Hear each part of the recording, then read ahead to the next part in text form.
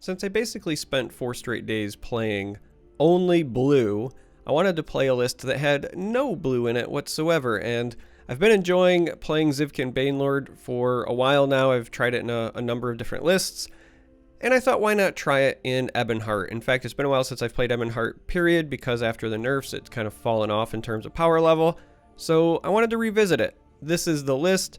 There's a lot of the old, like, Ebonheart Slay going on. However, all of the, like, reanimation tricks are basically gone. Now it's basically just value, and I've replaced it with Zivkin Banelord value. So that's the list. As always, deck code will be in the video description. It's going to go ahead and make me claim this because as I'm filming this, it's now, like, 2 a.m. my time because I have insomnia problems. But nonetheless, we're going to jump in. 2 games, win or lose. I got a feeling this one might be some losses. I don't think this deck is particularly well positioned, at least for what I've been running into on the ladder lately, so there's a strong chance this one could be 0-2. But we're going to give it the old college try. I gotta be honest, gang, I kind of threw a couple of memes in here, right? So this does have, like, the Flush Atronach OTK, but with either Squish the Wimpy or Unstoppable Rage, because we have the Atronach and the improvised weapon. Both in here as one-ofs. Atronach's also interesting because our Necromancers can bring it back, so. Right out of the gate here, we get matched up against Daggerfall. Now, this is like more traditional mid-range Daggerfall. It could be an issue. Ward creatures could be sticky. Sower of Revenge is certainly annoying. It's been a while since I've actually played Daggerfall as well. Maybe I need to do like a good mid-range Daggerfall deck list again. Both that and mid-range Daggeth are some of my favorite decks to play. Yeah, we'll keep that. That seems okay. So, we can give it a go. I really wish there was just more oomph in mid-range Ebonheart. Any time that I could run like 3 Withered Hand Cultists and Joe Run to really mess with my opponent, I'm a big fan.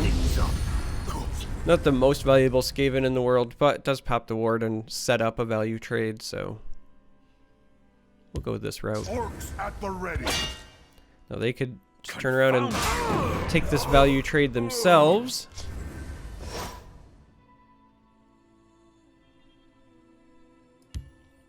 Yeah, they could do the same thing, right? They could slap down another one, but if they do, we're still 1-for-1ing. I think this is reasonable. And if they don't have the trade and they just play more creatures, yeah, well, this is potentially a good blowout, right? We have Squish, we have Crossbow. Yeah, this is gonna be beautiful. So like we can Crossbow here. Gives us the contract. We can go ahead and I guess it doesn't really matter either way, right? But we can take this trade, gives us another contract. Do we want to use the Squish here?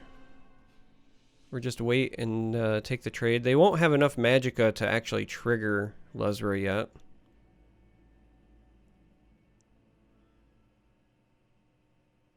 I think we actually will just wait with our Squish. Let's just call it there. Yeah. So they take the trade. I'll get this yet. It accomplishes the same thing, but we save a resource. I'm okay with that. So they get the old Daggerfall in. Joe runs a quality answer here.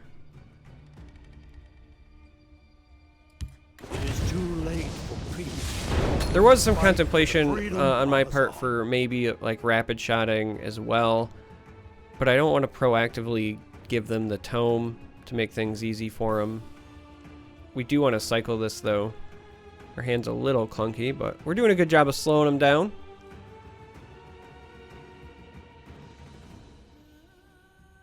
I mean, theoretically here we can Red Brahmin this lane this turn, so if they load up, this could be a really good Red Brahmin the following turn. Thank you, completed contract.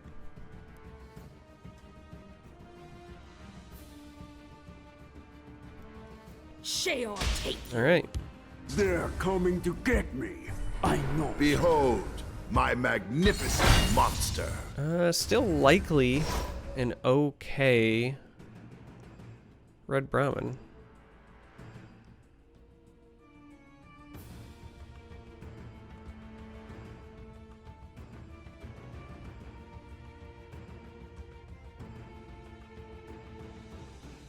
Just a little torn here because that Daggerfall's still annoying me. I would have loved to have used the silence on that side. But sadly, I'm just going to go ahead and do this. There was also a moment there where I was considering waiting because, you know, we have 6. This technically costs 11. So ring is 7, 8, 9. So if we wait like 2 turns, Odoving would have been there. But it turns out Red Brahmin just forces them to concede anyway. So I guess we'll take it.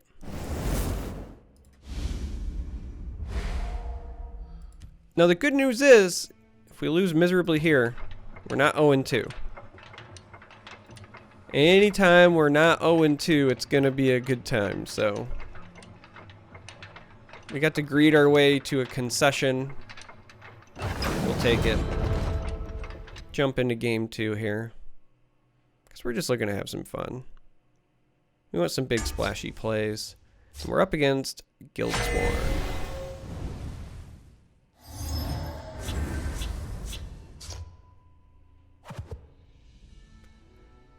We're gonna send this back. I honestly feel like Squish should go back as well, but with the Astrid, I think it's potentially worth keeping. So we'll do it. The reason I think this should go back is because traditionally I'd rather just play something at 2 Magicka. So, you know, like a Thieves Guild recruit, Fighters Guild recruit, those sorts of things, but.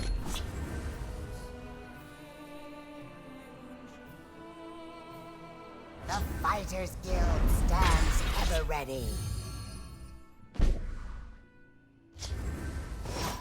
Alright, so recruits will face off. Ideal scenario, they don't have an answer and then they also don't attack. Yeah, perfect. Beautiful, beautiful. So we can go ahead and slap our Astrid down and give ourselves some contract value. And then we can actually, if we really want to deal with this and not take 5 damage, we could contract and ring and just squish into that, and it would also replace with a contract. But I think we're going to wait. Because they didn't have an answer that last turn. I don't think they're going to have one this turn, so we'll take 5 damage, but we'll get the Rune Break out of it.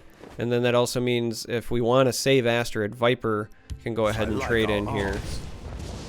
Yeah, we can get even more contracts out of this. Beautiful. We love what's going on here. And we're really close. I think she's done enough, right? We'll go ahead and we'll just take that. So we have 4 Magicka we could spend here. Not quite enough to get us to Thornhist Mage, but 8 cards in hand, but a couple of cycles. I like where we're at. In the light of the 3. I like where we're at.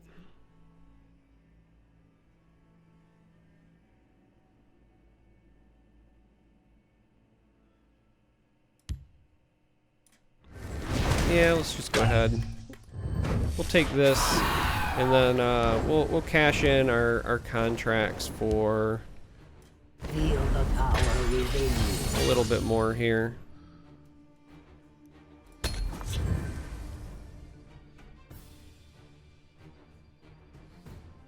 They still have a lot of cards. They're very clearly on like an Alfiq mid-range. If they're running this Imbued Minotaur, they're probably also running things like the Consume Knight. They're also running Jarl. You know how long it's been since I've seen Jarl run? I'm shocked. Maybe they just have not unlocked Moose. I just find it hard to believe that Jarl is ever better than Moose anymore. That's a fine pickup.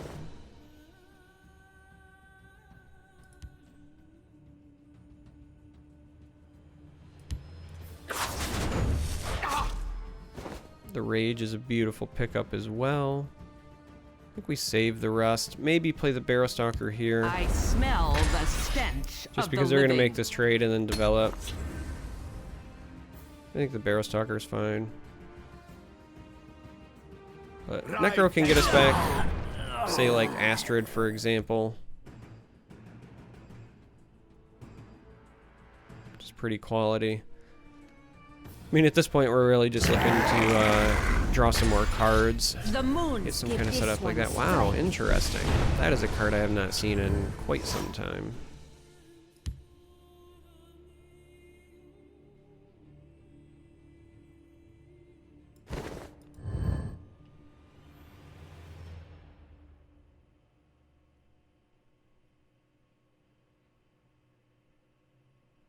You know, I think we'll do it. We're gonna go ahead and bring back our friend Astrid. And then use one of these ring charges. I mean, they're here, we might as well use them, right? And we'll gain some health, I guess. Also means that we'll, unless this gets warred, have an answer here. Maybe get ourselves another contract. We like contracts, apparently. Or make a music crushing blow. That's also fine. May the ancestors Reasonable. bless us. We're gonna get that crushing blow back. There's part of our combo. Can make him use the crushing blow again. They will perish in flame.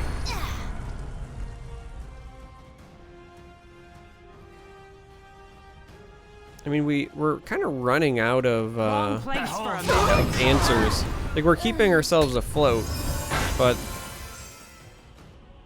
they're gonna play this crushing blow, I think, to keep this thing alive. I am too slick for you. And then develop some other cards. And we're gonna be a little bit behind. We're gonna be relying on our top decks. Which is partially my fault. I've been a bit cavalier with our usage. It's also partially my fault because I excluded perhaps one of the best cards that you could ever ask for in a deck like this.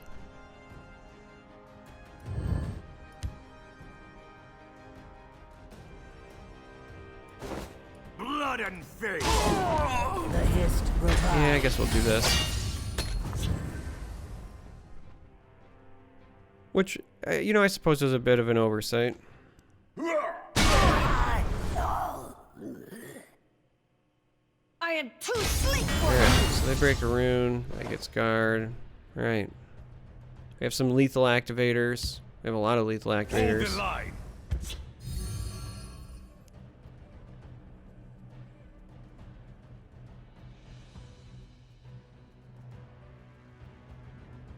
Man, they have so many cards and so much magicka. Felt like we were doing a pretty good job of answering them, like one for one. And we haven't broken any runes, and yet somehow, some way, they still just have like all of the cards.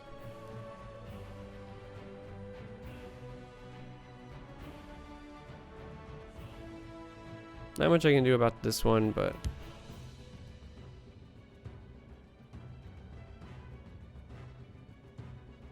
If I fall, the hist will reclaim. can slow this down at least. And then we realistically, if we want to get rid of this, we have to use the squish because again, crushing blow will just turn around and eat this. So feels bad, but it is what it is.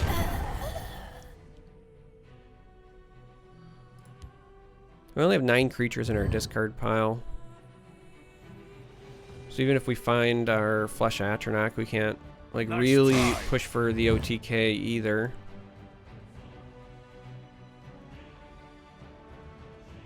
Our lack of camels has been a bit of an issue. Fly like the wind. Oh. Oh. The moons give this one strength.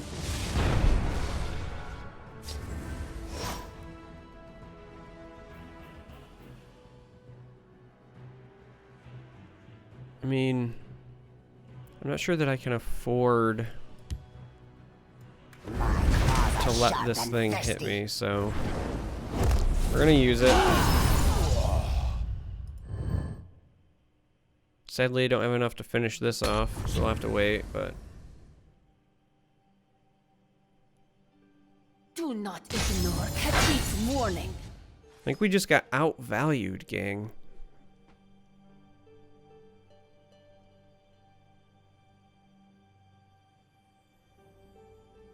Trying to figure out what our outs are. We need them to just dump their hand entirely and then us to top deck red year. The forest will not suffer your presence.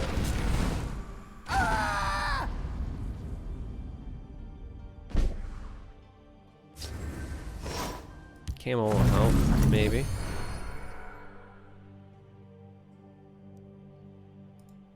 I mean, we want the guard here.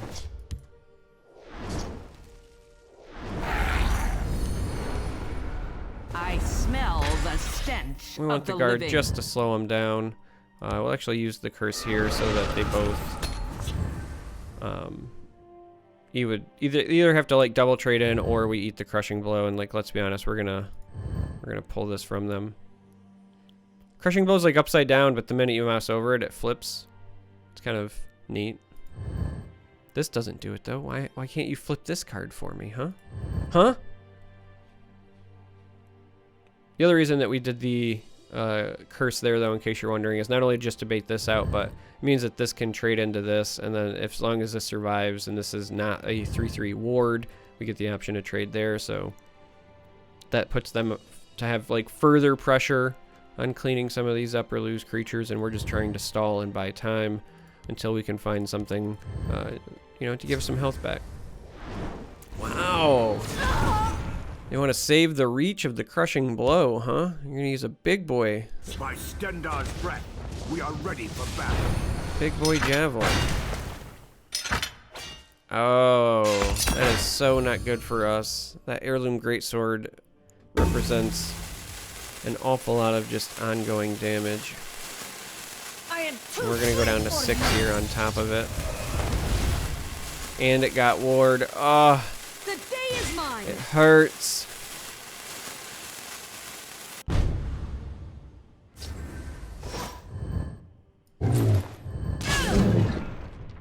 It hurts.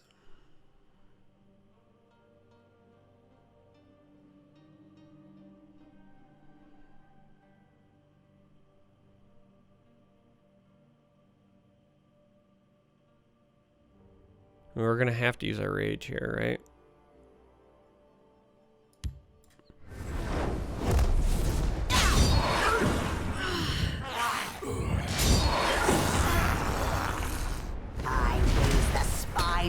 It's the best we got. It's not ideal though. I mean, they only need to deal 3 damage. So if they have another crushing blow, if they have a lightning bolt, Uncano, right? Like there's a million ways that they could just burst us from here. In the interim, we're trying to find any of our drain creatures. Yeah, there's the Uncano. So that's game. We just got outvalued pretty hard. Oh wow. Oh wow, okay. They just had all of the direct damage. Doesn't matter though. We still went 1-1. That's the important thing. We didn't lose them both. But that's it. That's 2 games, win or lose. So if you made it this far, I appreciate you. Thanks for watching. Until next time, may you walk on warm sands.